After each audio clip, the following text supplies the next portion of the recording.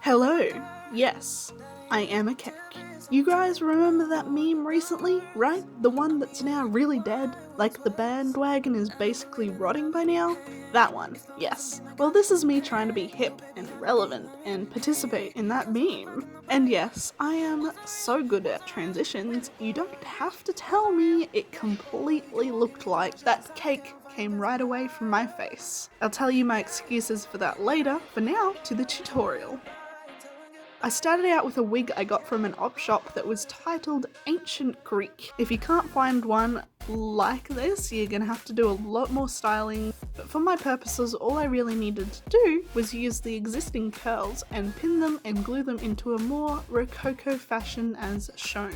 Then I used my airbrush and honestly so much white paint to make it white, and it still looked yellow in the end, so if you have the choice of a wig base colour, I would go for a white one to begin with. To accessorize the wig, I printed a whole bunch of frosting. I'll link the thingiverse files I used for this below if you do happen to have a 3D printer, but if you don't, you can make similar pieces with clay or another lightweight, skin-safe item. I'm just lazy. Next, we want to make the cake. I cut some foam into wedges and secured them together with skewers. Then I gave the foam a coating of white acrylic paint so I'd have a base for the other colours of the pastel rainbow. I'll let in-camera pigeon take it from here. I have painted the foam white, and this is going to be a good base for some pastel colours. Now the foam's all separated a little bit more so that I have a bit more room to put in the frosting, which I think I'm going to be using probably spackfill at this point.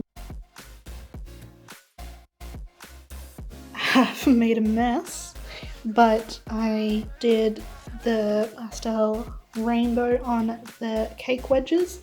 I did take this one off to paint it as I took off this one. I've just put it back on. I'm going to put the other one back on to dry, and then once this is dry enough to handle, I'll be putting the frosting on. So here's the wig after I've powdered it a bunch to make it a bit whiter. It's still pretty blondie, but that is what it is. We'll probably do a little bit of a coat of maybe pink or blue. My paper ostrich feathers looking a little bit worse for wear, so I might make some more. I didn't. I've got a couple more over here. A bunch of mini cupcakes and the tops for cupcakes because I intended to put them in mini cupcake things. Some of these won't work very well. I think these ones were pretty bang on, so I'll be filling them probably with some more foam and then gluing those together with that. So this is just so I didn't have to make this kind of fake icing with, you know, spackfill or those other methods. I just happen to have a 3D printer and it can make the swirls that I'm not skilled enough to do. What I'm going to be doing is gluing a huge amount of these onto the wig and also keeping a bunch of these bits of frosting spare for my clothing that I'm going to be wearing, and all these little ones are going to go onto my face. Just for differentiating sake, I've got a bag full of spackfill, which is basically like a wall filler, and what I think people could do to make those kind of frostings that are fake, because I've been filling the cake with this one, if you're doing this ahead of time, you can just make your little frosting dollops. You probably want to put it in an actual piping bag so that your frosting doesn't look that bad, but this is definitely another option if you don't have a 3D printer, because likely as not you probably don't. This is obviously not sponsored, but I used this spackfill to make the icing, so that's in between the layers, and for the outside rather than using this because it doesn't smooth very well. So I'm going to be using clay to make like a fondant outside for this. So I've got the clay, it's air dry clay here, it's nice and white, so I've got some baking paper and I'm just going to roll it out, put it on the cake that I just knocked over, and just lay it basically like fondant on a cake. I hope you didn't want to see me lay it, because I did not want to try and film it, or much of any of the assembling, to be honest.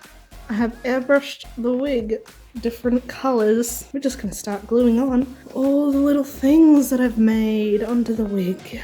So, let's have some fun. So I have started gluing. Also going to add some pearls to the middle part here. All the things are glued, the pearls are on. These are all going to be for the bodice, and these little ones for the face, for the actual makeup. So this is what I'm going to be gluing onto, well, I'm going to be pinning onto the bodice, and I've got extra little foam roses to fill any of the little gaps. Oh hello, I'm back. So to start, I have already covered my eyebrows in glue, and I'm roughly guessing where to put my frosting to the separate 7 layers of cake. This doesn't matter at all because I had to stop for the day because my partner lost his glasses. Take 2. Now I'm being a lot smarter today and using the cake itself to guide where the layers will be on my face. With time comes wisdom, friends. The frosting here is just a guide, we'll be going over it later. Now I'm using that same white paint to give myself a white base. This can be messy because we're going to save it with an airbrush. Now I'm using a blue body paint to start to colour and contour the white. I'm mostly using Global Colors cakes because the formula I find when mixed with water runs pretty smoothly through my airbrush and still has a high colour payoff. This is not the only brand that I find does this, but it's just one of the ones that I have the most of at the moment. I am not sponsored by them, but they did send me a lot of their paints to try. Then I am going to outline where I'm going to have my exposed cake neck so I don't spill over that area and waste time and effort on an area I'm going to be having to cover up anyway. Now the purple I'm using here ended up being a bit too dark, so I do have to do a fair amount of fixing later. I started off with a metallic purple from Monty Mart, but it really just needed to be a lighter purple, so I ended up using the neon purple from Global. I also used the candy pink face paint, and in a jump cut soon you'll see how I've gone back over the whole thing with a lot more white.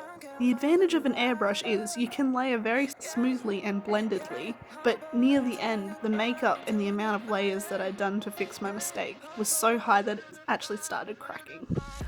This right here was also a little bit of a mistake, and I figured I'd show you because I'd used so many layers when I tried to blend these Colourpop lip tint lip creams on top. It pulled up the thick layers beneath. So I ended up powdering the cream to set it, and I used some Silly Farm Fab body paint in, I believe, Majestic Magenta, which has a strong kind of pinky purple metallic shift, and I'm using it to blend from my eye to my cheek. I also added this to the tip of my nose and to my lips.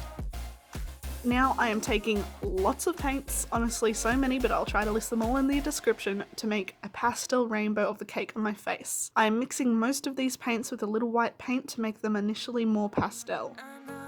I used the cake to try and colour match and realised this lime pearl paint wasn't as blue as the green I used for the cake. So I'm letting that set to fix later and painting the rest of the layers, which also ended up being too dark, but it's okay because it helps with the shading. To shade, just take corresponding darker shades of eyeshadow right up to the edge of the cake and blend it out towards the edge of your face. I'm using the Colourpop She's a Rainbow palette and Mint to Be palette for most of the colours, but I also used the Suva Beauty Block Party palette, deep blue shade, Dancing Shoes on the very edge of all but the yellow, orange and red shades. I used the pink in She's a Rainbow and Drunk Love from the Block Party palette on my eyes, cheek and lips. I also used the purple shade Popsicle to deepen my crease. Using a BYS FX sponge, I'm adding texture to the cake and also making the cake a little bit lighter towards the very edge of my face. I brush the white Global paint on the edge of the sponge and dab it on, and then I blot it out with my finger. I also did some other layers, adding a small amount of the corresponding colour to the white and blotted it out a little less with my finger for each of the layers. Now I am taking the darker shades I used to shade the cut of the cake to deepen some of the air bubbles in the cake. Using the NYX Lid Lingeries in White Lace Romance and Morning Sky, I make a soft cut crease. I set the shadows with highlighter from NYX Love You So Mochi Arcade Glam palette. Taking the fairy colour wheel from BYS, I'm using the white cream to redefine the frosting. The cream won't mix as much as the water-based white paint would. I shade it using the Colourpop Smoke Show palette. I also shade the top of the frosting to better disguise my eye. And now I can amp up the white highlights of the frosting by going in with that water-based white paint from Global. I add white for the frosting of my neck and a pinky purple mix of paint for my cake neck. Now my brow cover wasn't great on my non-cake side, so I'm using white paint and I'm just going to give myself a little white eyebrow. I deepened my lip colour using just a tint lip cream from Colourpop. I am shading the frosting with Smoke Show before adding some jam to the neck frosting using a dark pink potty paint. I use cream white again for this neck frosting, and again use the sponge technique to give the cake texture. I shade where the frosting sits on the cake, and then because it wasn't as pink as I wanted, I used more of that Drunk Love eyeshadow on top of the cake. I gave myself a little heart beauty mark, again with that dark pink body paint, and using the white paint, I paint my lashes white. I am using eyelash glue to secure all of my little 3D printed bits of frosting.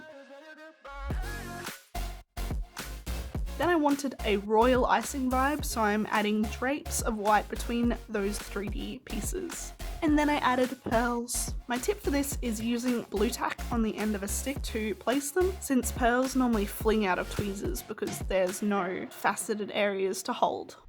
Now I've put on my shirt and it's finally time for the wig, lashes, and singular blind white lens. This is my excuse for being terrible at the transitions. I was closing one eye and my other contact completely blinded me. And we are finally done. It's been a long one, but I figure if you are watching this YouTube and not the short Instagram video or my TikToks, you actually want to know how I did it. So I went a bit more in depth. I hope you like this. Now back to on-camera Pigeon.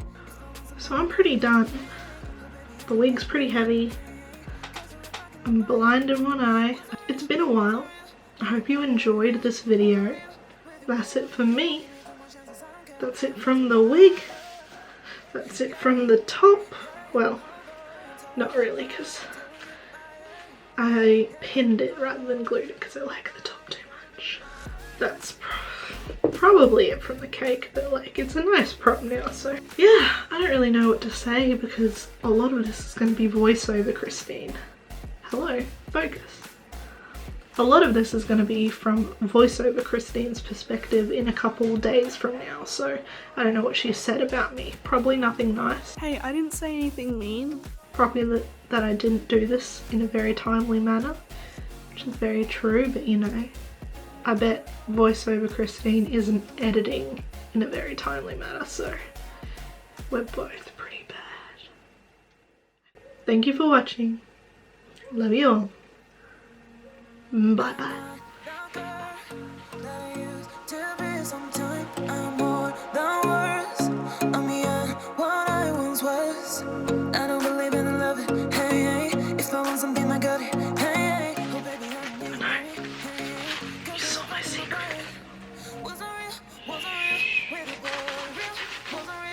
My pigeon under the hat.